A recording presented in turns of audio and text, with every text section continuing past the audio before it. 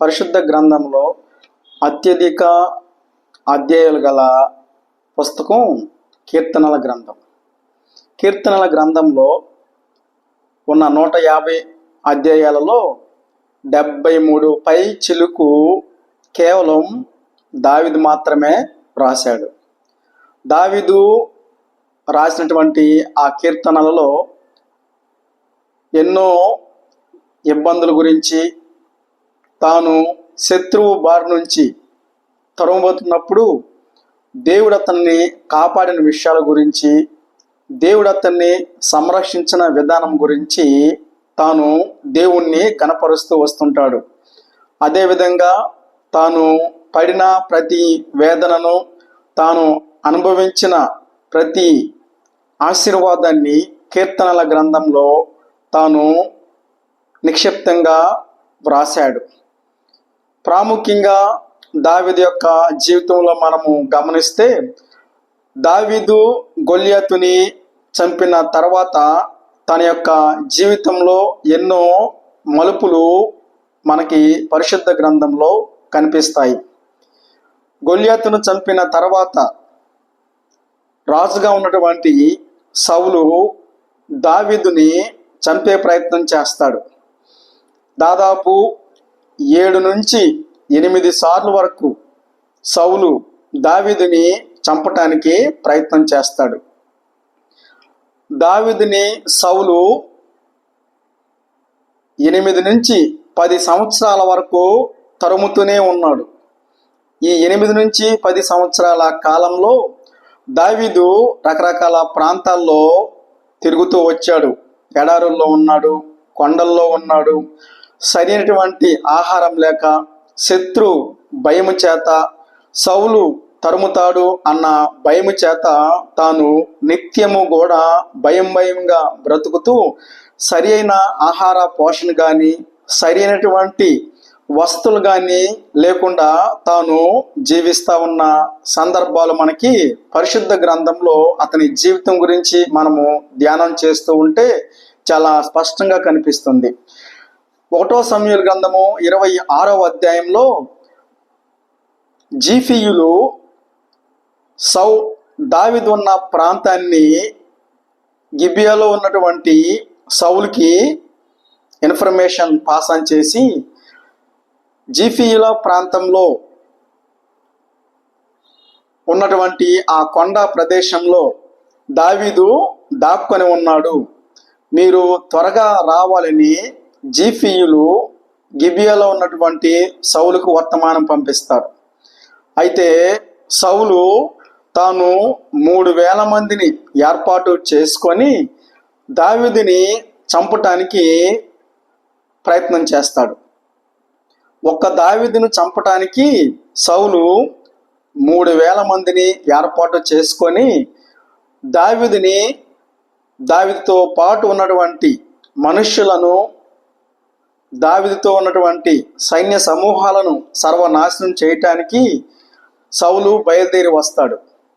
ఆ సౌలు బయలుదేరి వచ్చిన సమయంలో దావీదు ఆ ప్రాంతం నుంచి పారిపోయిన సందర్భం గురించి మనకి 1 సమూయేలు గ్రంథంలో కనిపిస్తుంది అన్నమాట. దావీదును సౌలు నిరంతరం తరుముతూనే ఉండేవాడు. అదేవిధంగా సౌలు దావీదుని తరిమే విషయం గురించి మనకి 1 సమూయేలు గ్రంథము 24వ అధ్యాయంలో కూడా మనకి కనిపిస్తుంది అన్నమాట. 1 సమూయేలు గ్రంథంలో 24వ అధ్యాయంలో మనము గమనిస్తే, సౌలు ఫిలిస్తీయులను తరుముట మాని తిరిగి రాగా దావీదు ఎన్గేది అరణ్యమందున్నాడని అతనికి వర్తమానం వచ్చెను. అప్పుడు సౌలు ఇశ్రాయేలీయులందరిలో నుండి 3000 మందిని ఏర్పరచుకొని వచ్చి కొండ మేకలకు వాసము గల శిలాపర్వతముల మీద దావీదును అతని జనులను వెదగుటకై బయలుదేరాను. ఒకప్పుడు జీఫీయులు ఉన్నటువంటి ప్రాంతంలో దావీదుని తరిమాడు సౌలు. తర్వాత మళ్ళా ఎన్గెది అనే ప్రాంతానికి వచ్చి, ఎన్గెది అనే ప్రాంతంలో దాక్కొని ఉన్నటువంటి దావీదును కూడా సౌలు చంపాలని ప్రయత్నం చేస్తాడు. ఒక్కడి కోసం 3000 మంది సైన్య సమూహాన్ని సౌలు తీసుకొని వచ్చిన సందర్భం మనకి కనిపిస్తూ వస్తుంది. దావీదును దేవుడు కాపాడిన విధానం గురించి మనకి ఎంతో అద్భుతంగా ఈ సందర్భంలో కనిపిస్తూ వస్తుంది. 3,000 మంది కలిసి ఒకే ఒక వ్యక్తిని, దావీదుతో ఉన్నటువంటి దాదాపు ఒక 500 కంటే ఎక్కువ మంది ఉన్నటువంటి జనాలను 3,000 మంది కలిసి పట్టుకోలేకపోయారు. దేవుడు దావీదుని ఎన్నో రీతిలుగా కాపాడుతూ వచ్చాడు. దావీదు దేవునికి ఇష్టడు, దావీదు దేవునికి ప్రియుడు కాబట్టి సౌలు చేతిలో పడకుండా దేవుడే దావీదుని సంరక్షిస్తూ వచ్చాడు. 1 సమూయేలు గ్రంథంలో 23వ అధ్యాయంలో 14వ వచనంలో మనం గమనిస్తే దేవుడు దావీదుని కాపాడిన విధానం గురించి మనకి కనిపిస్తుంది. అది నేను చదువుతాను. అయితే దావీదు అరణ్యములోని కొండ స్థలముల యందును జీపు అను అరణ్యమున ఒక పర్వతమందును నివాసం చేయుచుండెను. సౌలు అను దినము అతని వెదకినను దేవుడు సౌలు చేతికి అతనిని అప్పగింపలేదు. ప్రతిరోజు సౌలు దావీదుని వెతుకుతా వస్తున్నాడు. ప్రతిరోజు వెతికినను అను దినము, ఎవ్రీ డే సాల్ is searching for David, but God is not hand over the David to సాల్. దేవుడు తన బిడ్డ అయినటువంటి దావీదుని కాపాడే విషయంలో ప్రత్యేకమైనటువంటి శ్రద్ధను కలిగి ఉన్నాడు. ఆ శ్రద్ధ ఎంత గొప్పగా ఉన్నదంటే ఎవరికి తాను దొరికినట్లుగానే ఉంటున్నాడు, కానీ ఆ సమయం వచ్చే టైంకి కనిపించకుండా దాక్కొని పారిపోతా వస్తున్నాడు. విశ్వాసులమైనటువంటి మన జీవితాల్లో కూడా మనము గమనిస్తే దేవుడు తన బిడ్డలను రక్షించే విషయంలో ప్రత్యేకమైనటువంటి శ్రద్ధను కలిగి ఉంటాడు. కీర్తనల గ్రంథము 34వ అధ్యాయము 19వ వచనంలో గమనిస్తే, నీతిమంతులకు కలుగు ఆపదలు అనేకములు, వాటన్నిటిలో నుంచి యెహోవా వానిని విడిపించును. విశ్వాసమైనటువంటి మన జీవితంలో ప్రతిరోజు మనకి ఎన్నో ఇబ్బందులు, ఎన్నో సమస్యలు, ఎన్నో ఇరుకులు నిత్యం ఎదురవుతానే ఉంటాయి.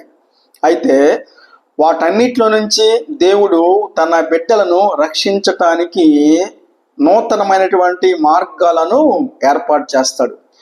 దేవుడు కొన్నిసార్లు ఒక ద్వారం మూసివేసినను రెట్టింపు ఆశీర్వాదాలతో మరి ఒక ద్వారాన్ని దేవుడు తెరుస్తూ వస్తుంటాడు. విశ్వాసులుగా మన జీవితంలో ఎదురైన ప్రతి సమస్య వెనక దేవుడు ప్రత్యేకమైనటువంటి ప్రణాళిక కలిగి ఉంటాడు. దావీదు ఇలాంటి గాఢాంధకార పరిస్థితుల్లో తాను సంచరించిన తర్వాత ఎన్నో అద్భుతమైనటువంటి అనుభవాలతో తాను కీర్తనలు రాసినటువంటి విషయాలు మనకి కనిపిస్తూ వస్తుంటాయి. మన జీవితంలో మనకి ఎదురయ్యే ప్రతి సమస్య, ప్రతి ఆపద నిశ్చయముగా దేవుడు ఒక ప్రణాళికను కలిగి ఉంటాడు. ఈ ప్రణాళికలన్నీ కూడా దేవుడు మనల్ని మరింతగా ఆశీర్వదించడానికి, మరింతగా మనల్ని ఫలభరితులుగా చేయటానికి మాత్రమే అనుమతిస్తూ ఉంటుంటాడు.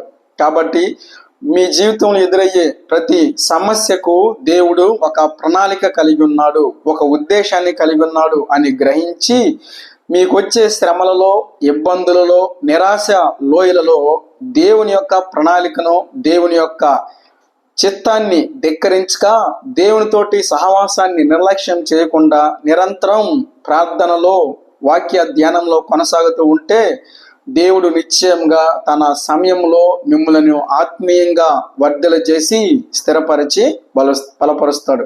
అలాంటి కృప దేవుడు ప్రతి వారికి దయచేయునుగాక.